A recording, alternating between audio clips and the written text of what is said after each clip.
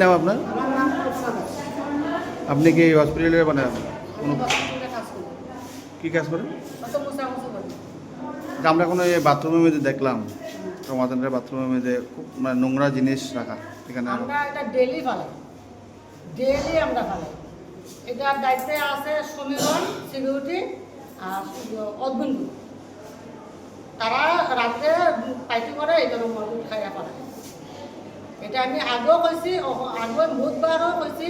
মন্ডলের সামল রাহুল তারা মিটিং করছে, মিটিং করে ডিএমরে জানাইছে, কইছে যে ইলেকশনে করে যা করা করইব।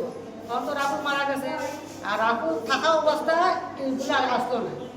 এখন রাহুল মরার পরে এইগুলিও চলতেছে। আর খালি এটি না, তোমার ইমা দিচ্ছি যে সিকিউরিটি অদিনপুর বাতিছি তোমার পাবলিকের টিকিট দিত নি না পিএম করতো বিএসএফের লগে সিকিউরিটির পিএম। এটা নিয়ে অনেক ধরনের বিচার হয়েছে, আচার হয়েছে। আমরা মাঝখানো ফইরা তাদের বাঁচাইছি। হ্যাঁ, অনেক ধরনের ঝামেলা চলছে।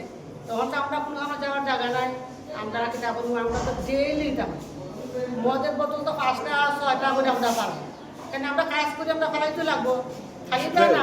সন্ধ্যার পরে এই রমজানটা বন্ধ থাকে না? এটা বন্ধ করে না, আমরা কেবল জানাইছি না। আমরা কারে জানাইতাম? এমএস স্যাররা জানাইছেন যে আপনারা জানাইছি না যেরকম আমরা। আপত্তিকর জিনিস না, যেরকম আমরা পান। জানাইছি।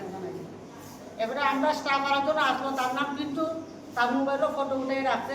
কিন্তু আজকে আইসে না, অনেক কিছু মানে তার মোবাইল উঠাইছে। কতদিন থেকে এরকম মানে রাহুল মোড়ার পর থেকে এই বাথরুমগুলো চাবি ইয়ের কাছে আছে, অর্জুনের কাছে আছে, এইখানে নিচে আছে।